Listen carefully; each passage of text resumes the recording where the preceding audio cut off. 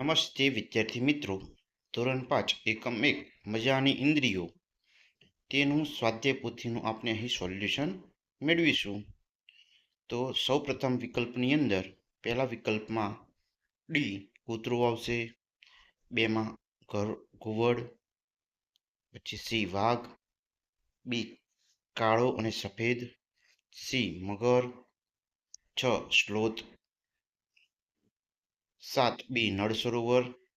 ત્યારબાદ આપણે ખાલી જગ્યાઓ પૂરીશું.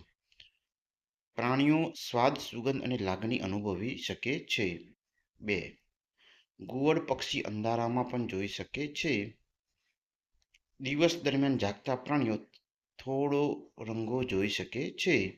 4 પક્ષીઓને કાનના સ્થાને પીંછાથી ઢંકાયેલા છિદ્રો હોય છે. 5 માછલીઓ વિદ્યુત સંકેત દ્વારા ચેતવણી આપે છે. 6 ગરોળી શિયાળાની ઋતુમાં લાંબી ગાઢ નિદ્રામાં જતી રહે છે. 7 વાઘ પોતાના વિસ્તારને પેશાબથી નિશાન બનાવી અલગ પાડે છે. 8 ગુજરાતનું ગીર રાષ્ટ્રીય ઉદ્યાન સિંહ માટેનું આશ્રય સ્થાન ધરાવે છે. ત્યારબાદ સાચા અને ખોટાની નિશાની કરો. તો પહેલા 3 સાચા છે, 4 નંબર ખોટું. સ્લોથ પ્રાણી વાઘ જેવું લાગે છે, તે ખોટું છે. 5 મોટા ભાગના પક્ષીઓની આંખો માથા પર આગળ તરફ હોય છે, ખોટું. 6 નંબર ખોટું. 7 નંબર જે છે તે સાચું છે. જોડકા જોડો. 3, 5, 1 અને 2 એવી રીતે જોડકા જોડાશે. ત્યારબાદ પ્રશ્નોના ઉત્તર 1-2 વાક્યમાં લખો. કીડીઓ તેમના મિત્રોને કેવી રીતે શોધી શકે છે? કીડીઓ તેમના મિત્રોને સુગંધથી શોધી લે છે. 2 મચ્છર મનુષ્યને કેવી રીતે શોધી લે છે? તો મચ્છર મનુષ્યને તેના શરીરની સુગંધ, પગની, પાણીની સુગંધ અને શરીરના તાપમાન પરથી શોધી લે છે. 3 રાત્રે ખોરાકની શોધમાં નીકળતા કોઈપણ 2 પ્રાણીઓના નામ લખો. તો રાત્રે ખોરાકની શોધમાં ઘુવડ અને ચામાચીડિયા નીકળતા હોય છે.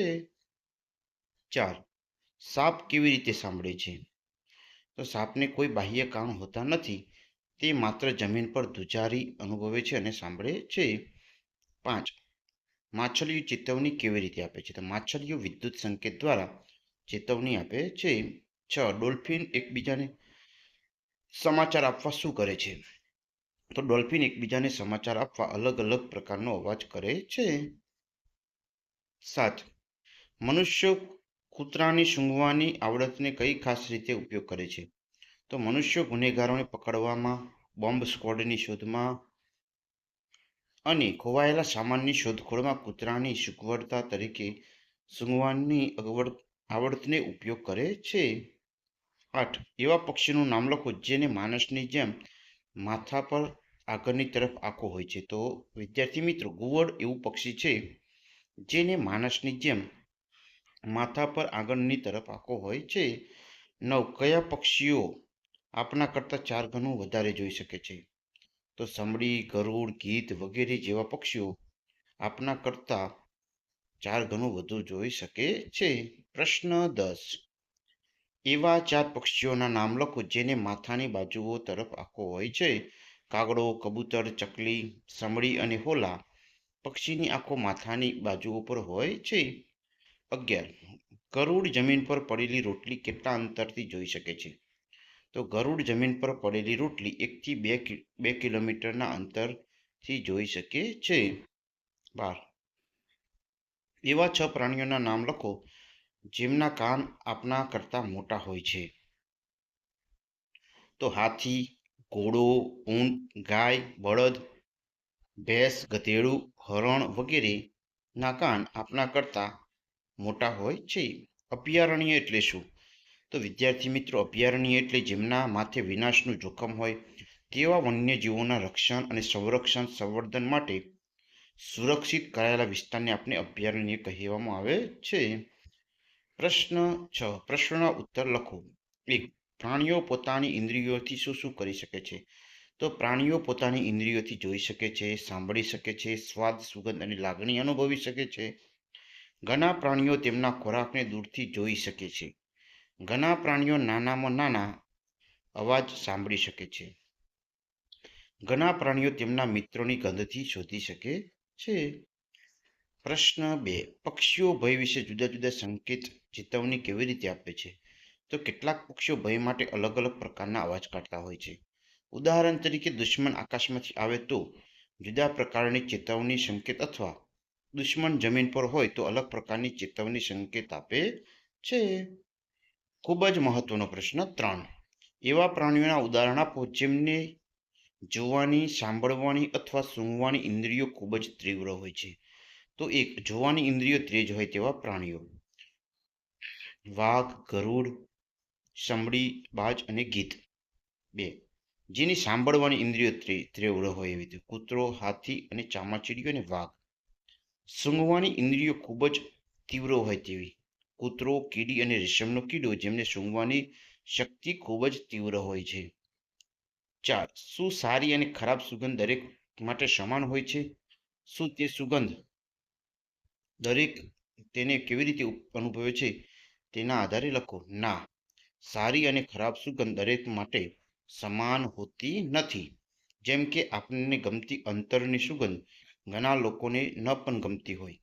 તેથી તે સુગંધ કે ગંધ દરેકને તેને કેવી રીતે અનુભવે છે તેના પર આધારિત છે.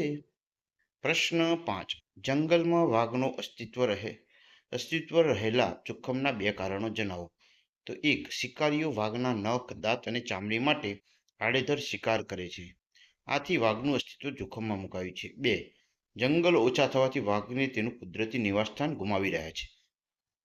તેથી તેનું અસ્તિત્વ જોખમમાં છે. 6. તમને તમારી સુગંધની ઇન્દ્રિય ક્યાં મદદરૂપ બને છે? તો મને રસોડામાં ગેસ લીકેજ થયો હોય કે ચાલુ રહી ગયો હોય તો તેની ગંધથી તેને ઓળખીને અકસ્માતથી બચાવી શકીએ છીએ. 2. રસોઈ વખતે કોઈ ખોરાક બળી જતો હોય તો તેની ગંધથી ખબર પડતા ખોરાકને બળતો અટકાવી શકાય છે. 3. વાસી કે બગડી ગયેલ ખોરાકને તેની ગંધથી ઓળખી શકાય છે. 4. ઓરડામાં કોઈ પ્રાણી કે મનુષ્ય મરી ગયું હોય તો તેની ગંધથી જાણી શકીએ છીએ. 7. રાષ્ટ્રીય ઉદ્યાન એટલે શું? ગુજરાતના 4 રાષ્ટ્રીય ઉદ્યાનના નામ આપો. તો કુદરતી વનસ્પતિ, વન્યજીવો, કુદરતી સૌંદર્યના સ્થળો તેમજ મહત્વના રાષ્ટ્રીય સ્થળોની જાળવણી માટે સુરક્ષિત વિસ્તારને રાષ્ટ્રીય ઉદ્યાન કહેવામાં આવે છે. તેની રચના રાજ્ય અને કેન્દ્ર સરકારના સહયોગથી થાય છે. ગુજરાતના રાષ્ટ્રીય ઉદ્યાનો કયા કયા છે? તો સમજીએ. 1. ગીર રાષ્ટ્રીય ઉદ્યાન, જે સિંહ માટે છે. 2. કાળિયાર રાષ્ટ્રીય ઉદ્યાન. 3. દરિયાઈ રાષ્ટ્રીય ઉદ્યાન અને વાંસદા રાષ્ટ્રીય ઉદ્યાન. આ 4 પ્રકારના રાષ્ટ્રીય ઉદ્યાન ગુજરાતમાં છે.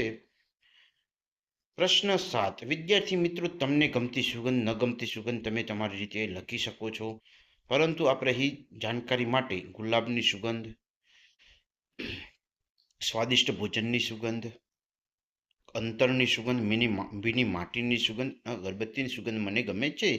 જ્યારે મને નથી ગમતી તેવી તો ગંદા કચરાની, છાણની, ખુલ્લી ગટરની, ગેસની અને માછલીની સુગંધ મને ગમતી નથી. તો તમે તમારી રીતે ત્યાં લખી શકો છો. 2. શું મનુષ્ય પણ પ્રાણીઓ માટે જોખમી છે? કેવી રીતે? તો મનુષ્ય ગેરકાયદેસર રીતે પ્રાણીઓનો શિકાર કરે છે. તે આનંદ માટે, આજીવિકા માટે, વધુ ધન કમાવાની લાલચે પ્રાણીઓનો આડેધડ શિકાર કરે છે. હાથીને દાંત માટે, ગેંડાના શિંગડા માટે, સિંહ વાઘને તેના નખ, દાંત અને ચામડા માટે, મગર અને સાપને તેની ચામડી માટે મારી નાખવામાં આવે છે. વળી મનુષ્ય તેના વસવાટ માટે, ઉદ્યોગો સ્થાપવા માટે જંગલનો નાશ કરી રહ્યો છે, જેથી પ્રાણીઓના ખોરાક અને રહેઠાણ છીનવાઈ જાય છે. આમ મનુષ્યની આ પ્રવૃત્તિ પ્રાણીઓના અસ્તિત્વ માટે ખૂબ જ જોખમી છે. ત્યારબાદ અહીં કાન બહાર ન દેખાતા હોય તેવા પ્રાણીઓ: બિલાડી, હરણ, સસલું, હાથી, ગાય, વાઘ જે કાન બહાર દેખાતા તેવા પ્રાણીઓ છે. જ્યારે કાન ન દેખાતા હોય તેવા તો મોર, માછલી, મગર, કબૂતર, ગરોળી અને સમડીના કાન દેખાતા નથી. ત્યારબાદ એ સુંદર મજાની પ્રવૃત્તિ આપેલી છે. પ્રવૃત્તિના પ્રશ્નોના જવાબ તમે અહીંથી જોઈને લખી શકો છો, સમજી શકો છો. ત્યારબાદ મજાની ઇન્દ્રિયોનું સોલ્યુશન. વિદ્યાર્થી મિત્રો, તમને ગમ્યું હોય તો આગળના સોલ્યુશન પણ આવી જ રીતે પ્રિન્ટેડ મૂકવાના છે, સમજાવીને મૂકવાના છે. તો ચેનલને સબસ્ક્રાઈબ, લાઈક જરૂરથી કરશો. સબસ્ક્રાઈબ કરવાનું ભૂલતા નહીં, જેથી તમને ઝડપથી નોટિફિકેશન મળી રહે. ત્યારબાદ અહીં કૂતરો બનાવવાનો છે. તો કૂતરો બનાવવા માટે જરૂરી સામગ્રી અને સ્ટેપ આપને ખૂબ જ સુંદર રીતે પોસ્ટર મદદથી બનાવી આપ્યા છે.